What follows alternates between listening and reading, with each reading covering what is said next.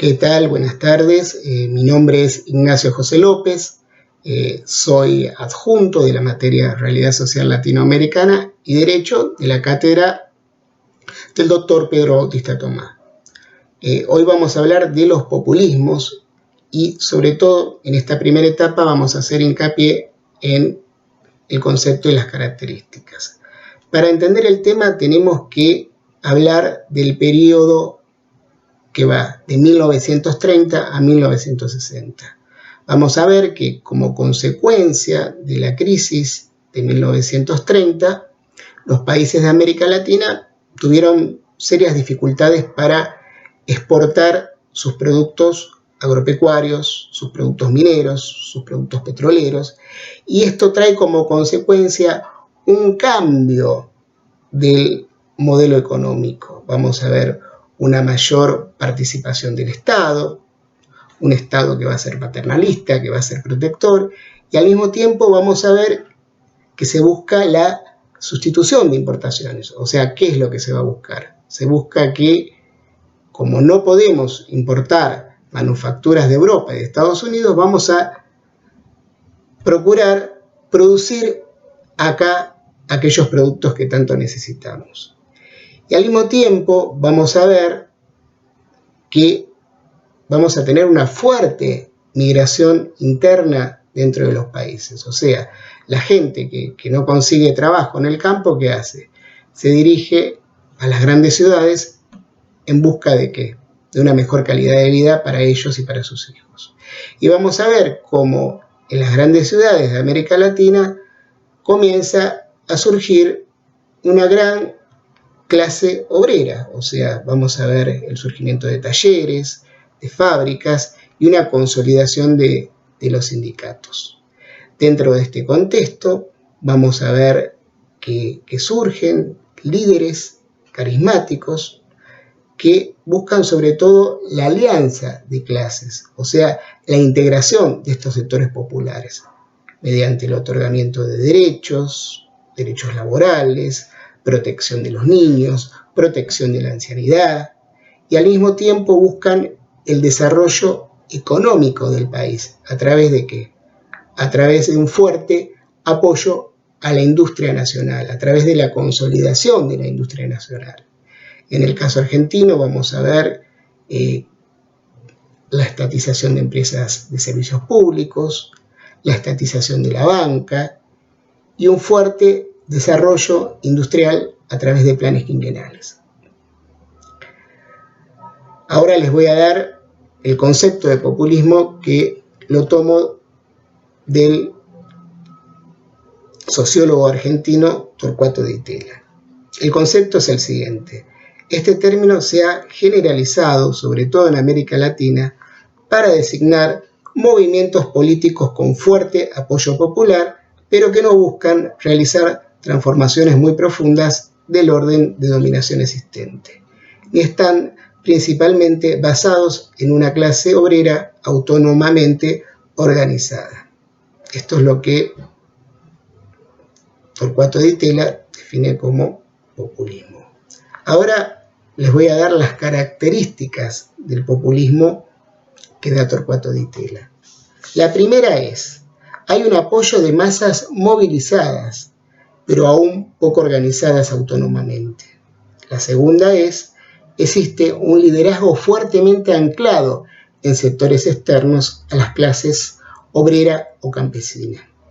La tercera es, la vinculación entre masa y líder es en gran medida carismática. La cuarta es, fue una experiencia típica de la etapa de sustitución de importaciones, cuando los grupos empresarios plantearon políticas divergentes a las clases dominantes agroexportadoras, por lo que buscan la alianza popular. La quinta es, las clases obreras o campesinas se movilizaron y eran numerosas, pero escasamente organizadas. Y por último, la sexta dice, posteriormente a la muerte de los líderes populistas, sus partidos políticos adquirieron características más asociacionistas. Bueno, con esto hemos dado un avance sobre el concepto de populismo. Ahora vamos a estudiar el caso del populismo mexicano. El mismo va a ser llevado adelante por el presidente Lázaro Cárdenas, que va a gobernar en el periodo que va de 1934 a 1940. Lázaro Cárdenas va a llevar adelante una política de integración de los sectores populares, tanto de los obreros como de los campesinos, y al mismo tiempo va a buscar el desarrollo económico e industrial de su país. La primera política que va a llevar adelante este presidente va a ser la de continuar con la reforma agraria que había sido iniciada por la Revolución Mexicana de 1910. O sea, Cárdenas va a expropiar a grandes terratenientes y al mismo tiempo le va a entregar la tierra ¿a quién? A los campesinos desposeídos.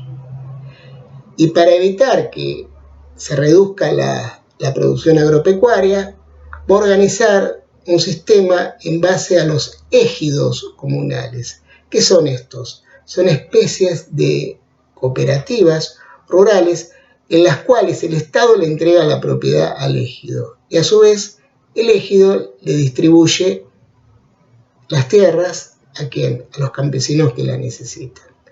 Pero también para afianzar este sistema, ¿el Estado qué va a hacer? El Estado va a dar asesoramiento técnico, el Estado va a dar préstamos y al mismo tiempo va a organizar un sistema en el cual los campesinos van a tener escuelas, van a tener hospitales, van a tener vivienda y van a tener el acceso a todas aquellas cosas que necesitan para que el ejido no fracase. Y también se va a apuntar a mejorar la comercialización de los productos agropecuarios. Por otro lado, continuando con el gobierno de Cárdenas, tenemos que analizar lo que ocurrió con las empresas petroleras extranjeras. Hacia 1938, México poseía las principales fuentes petroleras, o sea, las principales reservas petroleras mundiales de aquella época estaban ubicadas en México. Pero ¿qué ocurría? Ocurría que las empresas que explotaban el petróleo eran empresas británicas o norteamericanas. Las ganancias eran giradas a sus casas matrices, los mexicanos pagaban por sus combustibles un precio muy elevado y al mismo tiempo estas empresas discriminaban a los trabajadores, pagándoles menores salarios, dándoles menores condiciones de seguridad y dándoles menos derechos laborales que los que tenían los trabajadores ingleses y norteamericanos. Ante esta situación, los trabajadores se van a dirigir a la justicia mexicana. Posteriormente, el caso va a llegar a la Corte Suprema de Justicia del Estado mexicano.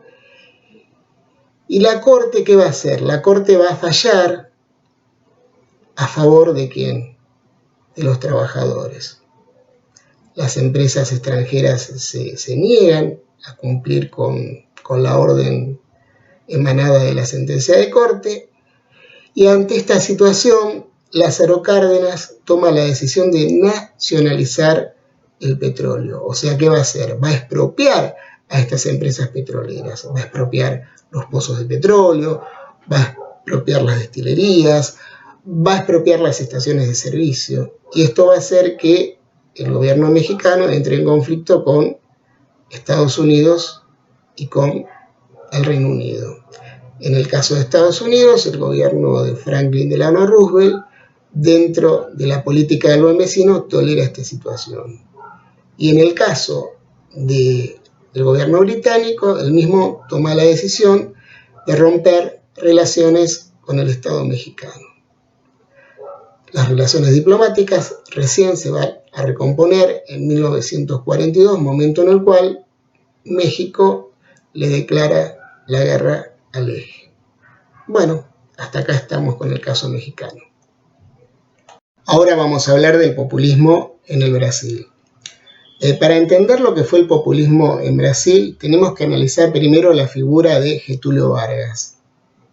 Es un abogado brasileño, nacido en la localidad de São Borja, localidad lindante con nuestra ciudad correntina de Santo Tomé. Este hombre, a diferencia de otros populistas latinoamericanos, es de procedencia civil. Los otros que estudiamos son militares. Y vamos a ver que hacia 1930 Brasil sufre, al igual que toda América Latina, las consecuencias de las crisis de 1930. O sea, en aquel entonces su principal producto de exportación, que era el café, no encontraba comprador. Y esto provocaba un aumento impresionante del desempleo. El presidente de aquel entonces va a ser destituido por el ejército y el cargo de presidente de la nación va a ser ofrecido a Getúlio Vargas. Cuando llega al poder, Getúlio Vargas se da cuenta de que, bueno, ¿qué hacemos con el café? No se lo podemos vender a nadie, tenemos que buscar otra alternativa. Entonces, ¿qué va a hacer?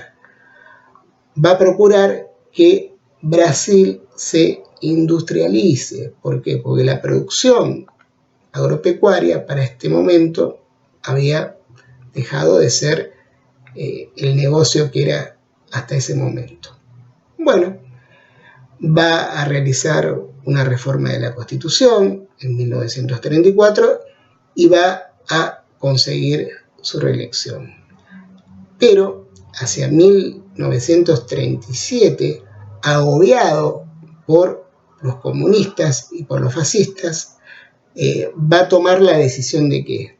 De dar una especie de autogolpe de Estado, o sea, estado de excepción, que lo vamos a denominar como el Estado Novo, en la cual Vargas va a asumir el control de Brasil, va a disolver el Congreso, va a controlar la justicia y va a llevar adelante una política que busca, sobre todo, avanzar con la industrialización y al mismo tiempo crear una nueva ley laboral para regular ¿a quién? Para controlar principalmente a los sindicatos que hasta ese momento estaban manejados ¿por quién? Por los comunistas. Posteriormente, en 1941, la base naval que los Estados Unidos tienen en Pearl Harbor es atacada por los japoneses. Y ante esta situación, en 1942, o sea, en enero de 1942, los Estados Unidos piden la colaboración de los países de América Latina. Y Getúlio Vargas negocia con Estados Unidos, consigue apoyo económico para continuar con la industrialización y al mismo tiempo declara la guerra a los países del eje, participando las tropas brasileñas en África, en el norte de África y en Italia contra los fascistas. Posteriormente, hacia 1945, Vargas va a ser derrocado por un golpe cívico-militar y posteriormente, en 1950, va a volver al gobierno nacional de Brasil. Esta vez va a volver con un nuevo partido político que va a ser el Partido Trabalhista y va a buscar avanzar con la industria petrolera en el Brasil, o sea, la creación, al igual que Pemex de México o el YPF de Argentina, de una empresa petrolera nacional. Pero hacia agosto de 1954, agobiado por la falta de apoyo de algunos sectores, va a tomar la decisión de suicidarse. Va a agarrar un revólver, se va a apuntar hacia el corazón y va a tomar la decisión de quitarse la vida. Así que bueno, este es el caso brasileño. Bueno, ahora vamos a hablar del populismo en la República Argentina. Vamos a analizar la figura de Juan Domingo Perón. hacia 1943, la Argentina va a tener un nuevo golpe de Estado. En este momento, el país va a ser gobernado por una junta militar. Uno de los integrantes de la junta era el teniente coronel Juan Domingo Perón, que va a dirigir la Secretaría de Trabajo y Previsión Social. Lo que hace Perón en este momento es llegar a tener un acuerdo con los sindicatos y conseguir que se respeten los derechos de los trabajadores. O sea, los trabajadores van a comenzar a tener un salario mínimo vital y móvil, vacaciones, jubilaciones, obra social, derechos que existían, pero que hasta ese momento se les negaban. Posteriormente, en octubre de 1945, Perón va a ser detenido y encarcelado en la isla Martín García, y los sindicalistas van a organizar una gran reunión popular en Plaza de Mayo, que se va a conocer como el Día de la Lealtad, y le van a exigir al gobierno militar la liberación de Perón. Perón va a llegar a la plaza, va a saludar a sus descamisados, les va a agradecer y les va a pedir que vuelvan en paz a sus hogares. Posteriormente, Perón se va a postular como presidente de la nación y va a ganar las elecciones, prácticamente con el 55% de los votos. Una vez que Perón llega al gobierno, lleva adelante una política de integración de los sectores populares y busca la industrialización del país. ¿Qué va a hacer? Primero va a nacionalizar las empresas públicas con los recursos que el Estado había obtenido durante la Segunda Guerra Mundial. O sea, va a comprar los ferrocarriles, que eran ingleses, compra los teléfonos, que eran norteamericanos, compra la empresa de gas, nacionaliza el Banco Nación, crea una especie de planes quinquenales similares a los que había utilizado Stalin en la Unión Soviética, con los que busca crear la infraestructura necesaria para que el país pueda avanzar en la industrialización. Y también crea lo que es el IAPI. ¿Qué es el IAPI? El IAPI va a ser un instituto que va a nacionalizar el comercio exterior. O sea, toda la producción de granos y de carnes va a ser manejada por el Estado. Y al mismo tiempo, el IAPI también va a controlar las importaciones. Posteriormente se sanciona una nueva constitución en 1949 que le va a permitir la reelección, y también se va a establecer el voto femenino por obra de su señora, que se llamaba María Duarte de Perón, más conocida como Evita. Evita va a tener un amplio trabajo, sobre todo va a ayudar a los pobres a través de lo que fue la Fundación Eva Perón, va a crear escuelas, hospitales, colonias de vacaciones y una asistencia profunda con los sectores más humildes de nuestra sociedad. En 1951 hay elecciones nuevamente, Perón va a ganar esta vez con el 61% de los votos y va a comenzar su segundo gobierno. En su segundo gobierno va a morir su señora, que es Evita, y van a comenzar una serie de tragedias. ¿Por qué? Porque va a tener conflictos con la oposición y al mismo tiempo el modelo económico va a sufrir un agotamiento, porque los recursos agropecuarios provenientes de la exportación se van a ver reducidos. Y esto va a traer una serie de ajustes que van a traer sobre todo más conflictos y que van a hacer que hacia 1955 sea derrocado por un golpe militar que se autodenominó como la Revolución Libertadora y que Perón tenga que exiliarse por aproximadamente 18 años para volver al gobierno en 1973. Bueno, más o menos esta sería lo que fue el gobierno de Juan Domingo Perón.